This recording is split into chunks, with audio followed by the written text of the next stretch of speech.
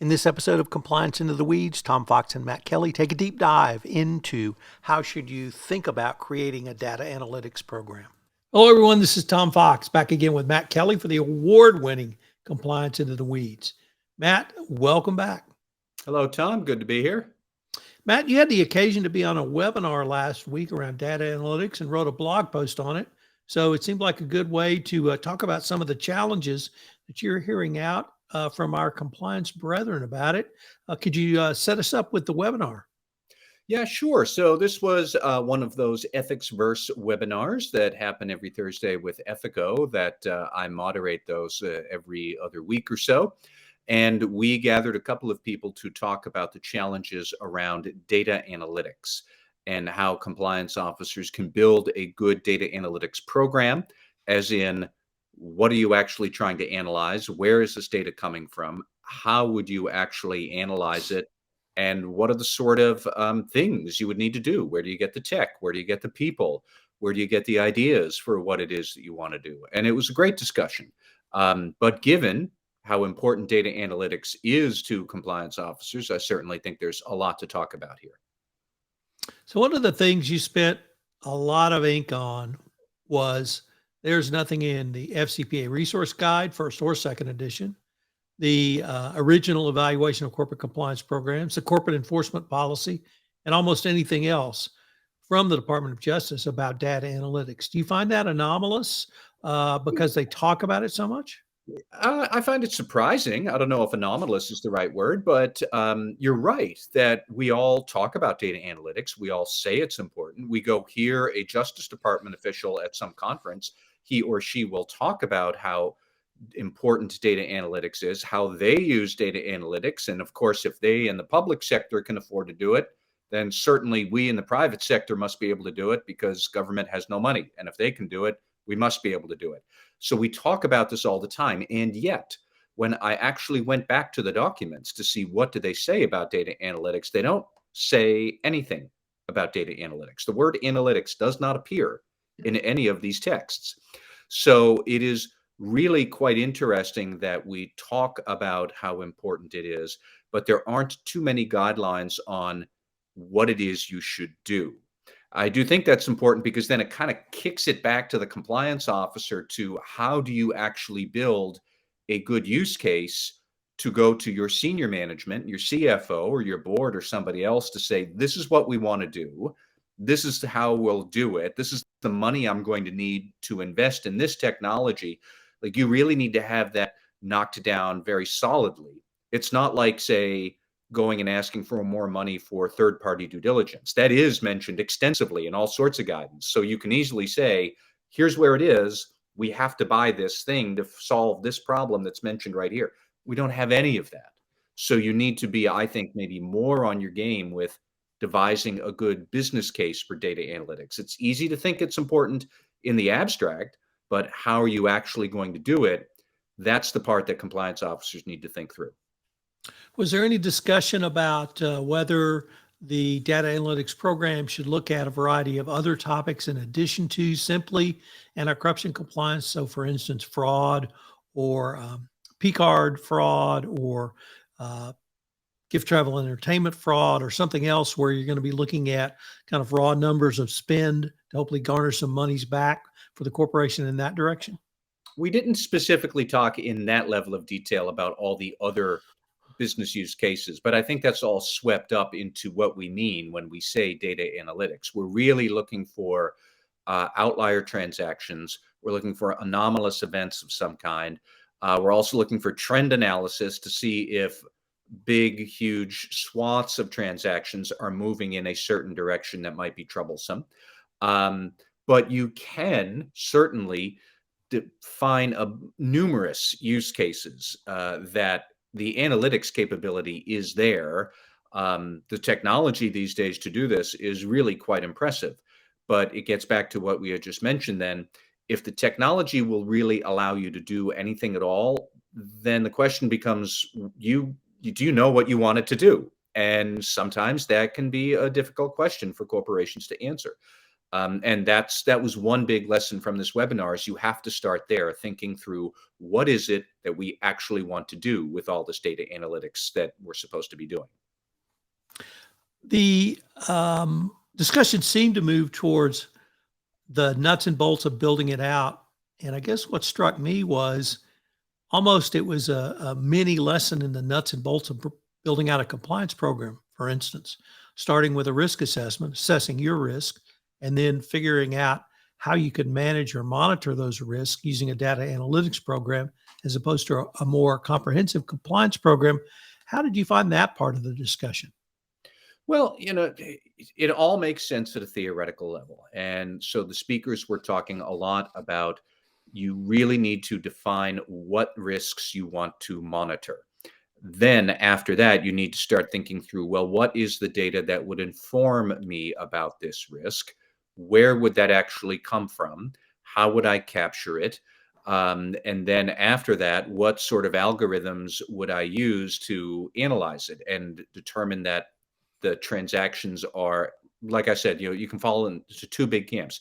Is this transaction an outlier that needs a special investigation? Or are all transactions moving in a direction that eventually could become troublesome? You need to know both things. You need to be able to see the small individual transaction that's an outlier and the large, all transactions moving in a trend. But still, it's more about what is my actual risk. And I do think an important point here is that after you define the risks, and let's say that's fairly straightforward. If you're a compliance officer, that you're worried a lot about, say, third-party risks, or you're worried about reseller agents acting on your behalf in high-risk markets. It's more about thinking innovatively to be able to capture good data as easily as possible about that risk. And I'll give you an example of what I mean. It came from Mara Sen at GE Healthcare, who was a wonderful guest speaker on this webinar. But she was talking about how you're obviously going to be worried about agents and high-risk agents.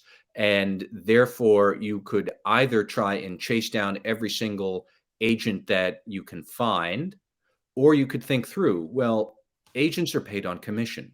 So if we just look at accounts payable and say, we want every transaction that we paid somebody a commission, well, by definition, if they're working on commission, they must be an agent, and therefore they're high risk. And now we have them and we can analyze them. So you're getting to the same goal. We want to know about high risk agents, but you have approached it in a different direction. We're not looking to define them at the front end. We're looking to identify them and capture them at the back end when they get paid, because they get paid on commission. And you need to think through in, like I said, those more creative ways about what is the data we do have that would inform us about the risks we're worried about. Sometimes there are ways to get that data that aren't necessarily obvious right away, but once you do think of them, could be an easier way to capture that data. You just need to keep on thinking it through.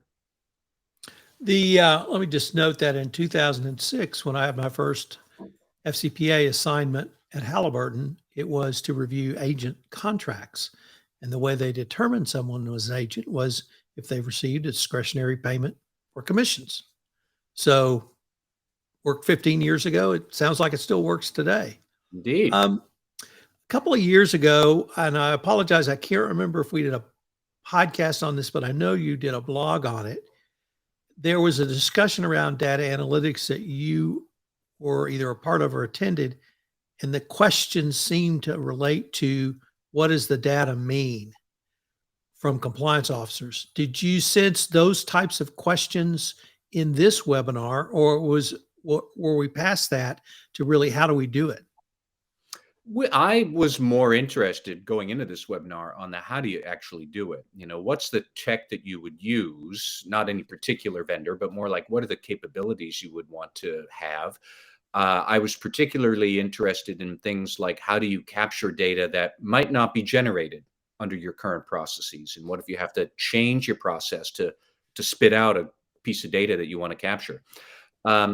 But what really struck me was more that the speakers and the attendees were saying, no, this is really about defining what it is that you're worried about and the metrics that would give you some insight into that risk. and having a good relationship with number one, the IT department, and number two, the business units that would be generating this data. And I kept on waiting for somebody to say, and the tech for this is really hard. And actually, nobody brought that up. It's more about the business relationships and thinking through your risk assessment and the sort of data that you want to capture.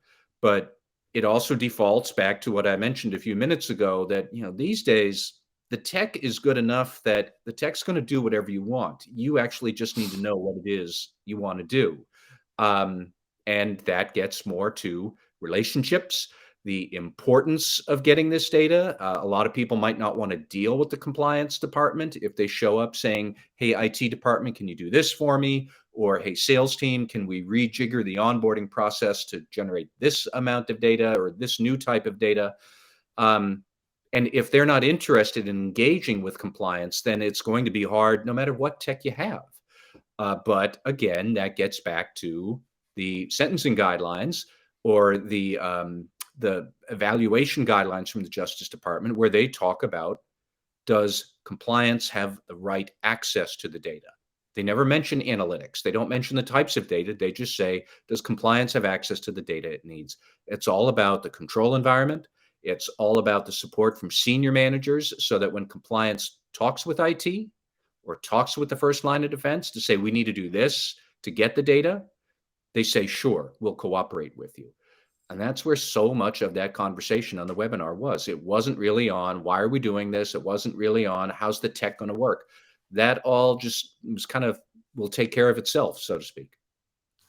So there's a couple of things in there. The part you cited from the evaluation came from the 2020 update, the evaluation of corporate compliance programs, where the DOJ specifically said compliance had to have visibility across data silos. But let me go back to the relationships, because you also, I thought you had a really prescient point in your blog post about compliance having good relationships for another reason, which was to draw on the expertise of these other business disciplines and business units, whether it be IT to help set up some sort of program or oversee some component of installing it, but equally importantly, from the business unit, perhaps a project manager, perhaps a data analyst, perhaps a business operations specialist who could tell the compliance folks, this is the data we have, this is data that's significant, and you need to look at not only a broader variety of data, but here's how you would look at it. So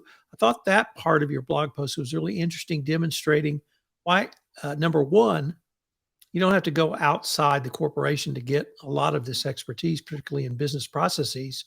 But two, having those relationships will lead to a bounty of potential assistance, help, and benefits back to compliance as well. Well, I think that's true on a couple of levels. And it gets back to another thing that I've heard of and thought of and said a lot myself, is that for most of the data you want for good compliance analytics, like, the data's out there in your enterprise. You just need to understand that it's there and be able to pull it out. Um, for example, I think this is a really good use case here would be around ESG disclosures. Everybody worried about, how are we going to report our carbon emissions in a 10K if the Securities and Exchange Commission ever gets around to requiring that? Well, for large companies, you already disclose that data. You file it with the Environmental Protection Administration every year. You file your greenhouse gas emissions. If you are worried about disclosing data related to race and gender in your workforce and at management levels, large companies already report that. They report it on the EEO1 form to the Equal Employment Opportunity Commission every year. So if you're looking for data, a lot of times the data is already being reported to some other agency, perhaps from some other business function that you don't talk with that often. I know compliance talks with HR a lot. Maybe they'll find the EEO1 form. They might not talk all that often with environmental health and safety, but those are the ones filing that EPA form with greenhouse gas emissions. So there's that. But also you can use them for a wealth of knowledge about, here's what else I'm trying to get at. How would you solve this problem, you there in the first line of defense, if you had to get to this? And they might come up with all sorts of ways to think this through. The problem with high risk agents and how would you actually track them down? Well, you could either sift through every single contract or you could ask accounts payable who gets a commission payment. And those are our agents. And now we've reverse engineered how to find them. But all of it depends on people being willing to work with compliance. They're willing to spend their time with. They may or may not be able to give you exactly the data you want, or they might give you the data, but it's not in the format that you were expecting, or it's not in a report that you necessarily would have been planning to use. Then it does become a tech problem of, can we take the data from this form or from this silo? Can we extract it? Can we transform it? And then can we load it into some other compliance effort to do analytics? And that's actually a term engineers use, ETL, extract, transfer, and load. You pull the data out from somewhere, you change it into a usable format, you load it into another program to do whatever it is you're going to do. Software coders do ETL stuff all the time. Compliance officers need to use that same sort of a concept for all the compliance data that you want. And usually that data is out there somewhere. You just have to find it and give it the spit and polish to run it through your analytics program. You wrote about the intersection of data analytics and policy management. Could you tell us a little bit about that? Yes, I love this. Somebody who had said, I think it was Wendy Badger from Tenant Co. Wow. I hope that was her because I'm going to give her credit for it. But Wendy had said that when you find one or two examples of a policy violation, the problem is the employee. When you find 100 examples of the policy violation, the problem is the policy. And that is something else that analytics can bring out to your compliance efforts. You can use analytics to guide your policies. If you find that you are getting repeated requests for policy exceptions, you're getting repeated violations in one particular business function or one geography unit, either they're disregarding the policy and they need more training, or they can't do the job under your current policy. And in that case, it may very well be the problem is you and your policy is not reflective of reality, and you need to go and you need to change it. But any big policy change you want to make, you really should have the data to back that up. So data analytics capability is sort of the foundation for good policy management, good policy updating, and good policy changes. It's also very crucial to good internal investigations because, like we said, if it's only one or two outliers, the problem is probably that outliers. If the problem is 60 out of 100 transactions, the problem is probably your policy is something's hinky about it. So you need to be able to see transactions and issues at the small scale, and you need to see them all at the large scale and be able to detect big trends. But if you can't do any of that, your policy updates, your policy management, you're just kind of shooting in the dark to see what might stick, and Lord knows where you're going to wind up. I also like the way you ended the blog post because as I read it, you essentially said, determine your risks, risk rank your risks, and then attack those risks from a data analytics perspective. That's something that I think the DOJ has been saying to us for a long time, which is create a roadmap and follow that roadmap. And if a regulator comes knocking, either in the form of the SEC or DOJ, hopefully you have an auditable trail as well. Would that be a fair assessment? Yeah, that is. I think a lot of people would wonder, how are we supposed to do this? Don't get hung up on how is it supposed to look at the far end. Get hung up on how do we start? Well, you pick a particular risk that you can analyze, and then you start collecting the data and building what one speaker called a full ecosystem of data analytics and investigations and policy management and risk assessment. You cycle through again. If you can do that with just one thing and it makes sense, then you could at least show the Justice Department, we have an idea of how to do this. We don't necessarily have the resources to do it for all 200 risks that we have, but we've been able to do it for the first 2 or 3 big risks that we have. We'll get to the other 197 next year. Then you're at least going to be in the Justice Department's good graces. They're going to see that you're trying, that you have your head screwed on in the right direction. And that is much better than, like I said before, doing policy management without data to support it, and you're just firing blind with policy updates, I do not think that's something the Justice Department would agree with. And then you can keep building these capabilities one risk at a time, one analytics technology platform at a time. There's nothing wrong with starting with Excel. It's terrible in all sorts of ways, but still, Excel is it's kind of good for most things most of the time. And if that's all you have, it's better than nothing. And, the dirty secret is that Excel isn't, it's not the worst. It kind of sort of can work a fair bit of time. And then when you've reached a certain critical mass, you can get to the much more sophisticated data management and data analytics platforms that are out there. But you can start small. You can start with small risks. It's about building the logical loop of how to use it and gaining expertise. That's what the Justice Department wants to see above all. So Matt, I think we've just given a primer on how to start your data analytics program. So Sure. on that note, can't wait to see what next week brings us. Thank you, Tom. Have a good day. This is Tom Fox again. Thank you so much for listening to this episode of Compliance Into the Weeds. Compliance Into the Weeds is a production of the Compliance Podcast Network.